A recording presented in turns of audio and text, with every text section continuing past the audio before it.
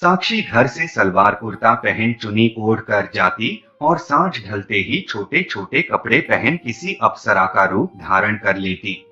वह अपनी जवानी का बाबाजी के साथ भरपूर मजा ले रही थी। गिरधारी ताल कस्बे के बड़े कारोबारी थे।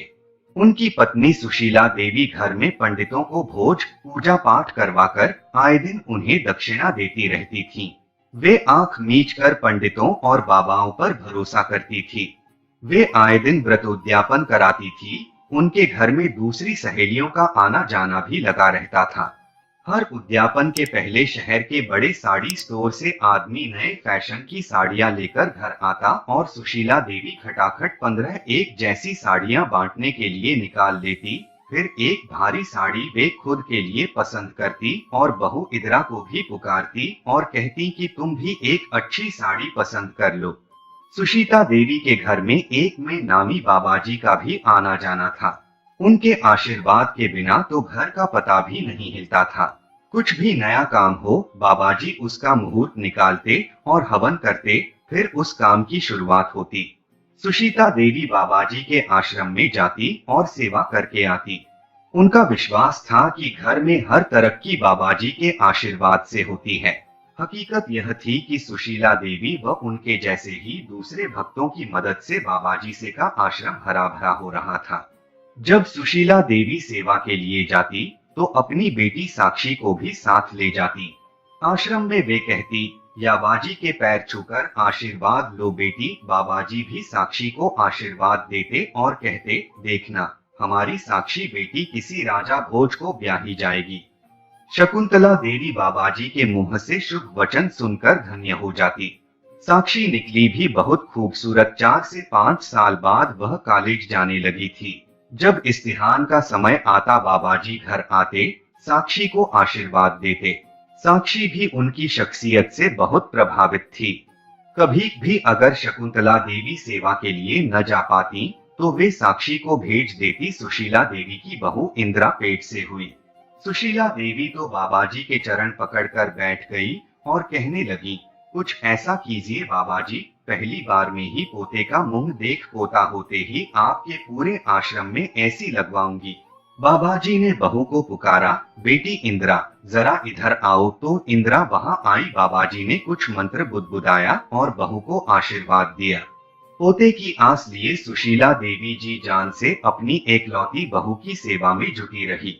सुबह उठते ही मक्खन मिश्री मिलाकर बहू को दे देती और आंखें मटका कर कहती, रोज खाया करो, मक्खन सा गोरा बेटा पैदा होगा। एक दिन शकुंतला देवी ने साक्षी से कहा, बेटी आज बाबाजी के आश्रम में तुम चली जाओ, मुझे कुछ काम है।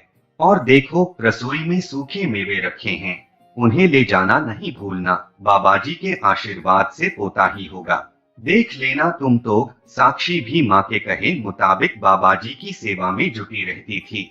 बहू इंदिरा के दिन चढ़ रहे थे और सुशीला देवी की चिंता बढ़ती जा रही थी।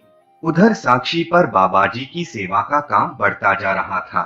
वह आश्रम में जाकर बाबाजी का बिस्तर लगाती, उनकी खड़ाऊ जगह पर रखती, उनकी किताबें जमाती। यह सब करके वह अपने आप को धन्य समझती। साक्षी सारी सारी रात बाबाजी के आश्रम में बिताती। सुशीला देवी कुछ पूछती तो वह कहती, मो आज आश्रम में अखंड मंत्र जाप था, सो उठकर बीच में नहीं आ सकती थी। मुंह अंधेरे बाबाजी को हवन करना था, इसलिए उसकी तैयारी कर रही थी और देर हुई तो वहीं सो गई। सुशीला देवी भी चेहरे पर शांत भाव लाते हुए कहती, हाँ बेटी अच्छा ही है। हमारे घर में जो अच्छी आमदनी हो रही है न सब बाबाजी की कृपा से ही है। अब बस इसे संभालने वाला एक वारिस और आ जाए तो मैं बद्री नारायण के दर्शन कर आऊं। साक्षी घर से सलवार कुर्ता पहन सुनी ओढ़ कर जाती और सांझ ढलते ही छोटे छोटे कपड़े पहन किसी अप्सरा का रूप धारण कर लेती। वह अपनी जवानी का बाबाजी के साथ भरपूर मजा ले रही थी। अंधा क्या चाहे दो आंखें। सो बाबाजी दिन में घर से लाए मेवों का भोग लगाते और रात में साक्षी का कभी भी सुशीला देवी कहती, बेटी साक्षी तुम बहुत आश्रम में बहुत रहने लगी हो, अपनी पढ़ाई पर भी जरा ध्यान दो। साक्षी कहती, माँ आप चिंता न कीजिए, मैं खुद ध्यान दे रही हूँ अपनी पढ़ाई पर। इधर बाबाजी जब कभी घर आते तो सुशीला देवी से कहते, साक्षी बेटी पर यह सात भारी है, थोड़ा आश्रम में मंत्र जपेगी और हवन करेगी तो दोष मुक्त होगी। साक्षी तो बाबाजी से इतनी सम्मोहित हो चुकी थी कि घर में कुछ न बताती। जो चल रहा था उसमें वह बहुत खुश थी।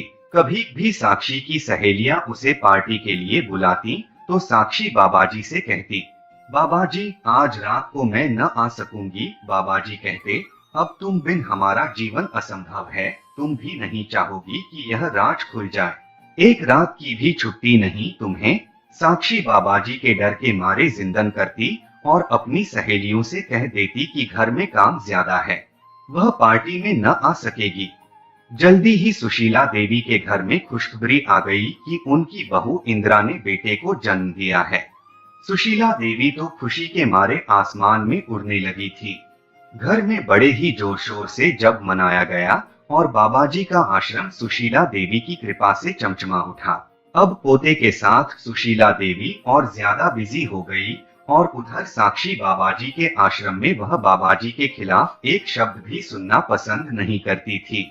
अब कभी भी सुशीला देवी कहती, बेटी साक्षी अब तुम आश्रम जाना छोड़ दो, पोता हो गया, मैं तो गंगा नहा ली, अब मैं फिर से बाबाजी की सेवा में जुट जाती हूँ। साक्षी कहती, माँ कहाँ तुम इस उम्र में आश्रम में दौड़ भाग करोगी, अब तुम पोता संभालो, बाबाजी की सेवा में मैं कोई कमी न आने दूंगी। यह सुनकर सुशीला देवी के चेहरे पर बड़ी सी मुस्कुराहट बिखर जाती। ये मन ही मन सोचती, आजकल लड़कियां इतना डिस्को में जाती है, अच्छा है साक्षी को यह हवा नहीं लगी, क्या फायदा, 4 बॉयफ्रेंड्स बना लेंगी और वहां नशा करेगी, इससे अच्छा है कि आश्रम में ही सेवा करे, कुछ पुण्य ही कमाएगी। सुशीला देवी निश्चिंत होकर एक तीर्थ कर आई। उन्हें आए अभी 3 से 4 दिन ही बीते थे कि अस्पताल से फोन आया, आपकी बेटी अस्पताल में भर्ती है, आप जल्दी यहाँ आइए। सुशीला देवी ने जैसे ही फोन सुना उनके तो हाथ पैर फूल गए। एक बार को तो उन्हें कुछ समझ ही नहीं आया कि वे क्या करें, लेकिन अपने आप को सहज किया। फिर झट से ड्राइवर को गाड़ी निकालने को कहा। वहां जाकर जब उन्हें सारी बात मालूम हुई तो उन्हें कानों सुने पर विश्वास ही न हुआ। मालूम हुआ कि साक्षी अस्पताल में बच्चा गिरवाने आई थी और उस दौरान उसकी अंदर की कोई नस फट गई, जिसके चलते उसके शरीर से बहुत खून बह गया और उसकी जान को खतरा हो गया। सुशीला देवी तो समझ ही नहीं पाई कि यह कब और कैसे हो गया। साक्षी अभी बेहोशी की हालत में थी। जब साक्षी को होश आया तो सुशीला देवी ने उसके सिर पर हाथ फेरते हुए पूछा, यह कैसे हो गया बेटी। साक्षी सिर्फ इतना ही कह पाई, बाबाजी। वह सुनकर सुशीला देवी के तो जैसे तन बदन में आग लग गई। वे कहने लगी, क्या बाबाजी ने जबरदस्ती की तुझसे। साक्षी बोली, नहीं माँ, सब मेरी मर्जी से, मुझे नहीं मालूम कि क्या हो गया है, लेकिन बाबाजी का साथ मुझे अच्छा लगता है। उसकी बात सुनकर सुशीला देवी का गुस्सा बेकाबू हो गया। फिर भी अपनी व साक्षी की इज्जत की खातिर अपने आप को शांत कर वे बोली, बेटी क्या सोचा और क्या पाया। खैर अस्पताल में तो उन्हें मुंह बंद रखने में ही समझदारी नजर आई। साक्षी को अस्पताल से डिस्चार्ज करवाकर वे घर लाई। सेठ गिरधारी ताल ने जब सच्चाई सुनी तो उनके पैरों तले जैसे जमीन खिसक गई, पर अब किया भी क्या जा सकता था। आखिर इस सब में साक्षी भी तो शामिल थी। हाँ, सुशीला देवी का बेटा रमेश कहने लगा, देखा माँ, बाबाजी की अंधभक्ति का नतीजा मैंने तुम्हें कितनी बार समझाया था कि घर में जो कुछ है वह पिताजी व मेरी मेहनत का फल है। बाबाजी के आशीर्वाद से कुछ नहीं होता है, लेकिन माँ तुम्हें तो उन पर इतना विश्वास था कि तुम मेरी एक भी बात ध्यान से सुनती तक नहीं। भाई भाभी सुशीला देवी व गिरधारी लाल ने मिलकर साक्षी को बड़े प्यार से समझाया ताकि वह बाबाजी के सम्मोहन से बाहर निकल सके। फिर सुशीला देवी का बेटा रमेश व बहू इंचा साक्षी को एक काउंसलर के पास ले गए ताकि वह उसे समझा बुझाकर उसके बीते कल से छुटकारा दिला सके। कुछ महीने के लिए सुनीता देवी उसे अपनी बहन के घर ले गई। कुछ समय में साक्षी फिर से सामान्य हो गई थी। अब सुशीला देवी समझ गई थी कि बाबाजी ने उसकी अंधभक्ति का इस्तेमाल किया और उसके विश्वास का फायदा उठाकर उसी की बेटी का सम्मोहन कर लिया था। लेकिन अब सुशीला देवी ने बाबाजी के लिए अपने घर के दरवाजे हमेशा के लिए बंद कर दिए थे। बाबाजी ने भी सोचा कि शांत रहने में ही भलाई है, वरना कहीं गिरधारी लाल आगबूला हो गए तो पुलिस में रिपोर्ट कर देंगे और उनकी पोलपट्टी छूट जाएगी। उन्होंने जो आश्रम में हवन कीर्तन के नाम पर कारोबार किया हुआ है और बाबाजी का मुखौटा पहना है, वह जनता के सामने न उतर जाए, कहीं उन्हें जेल की हवा न खानी पड़ जाए।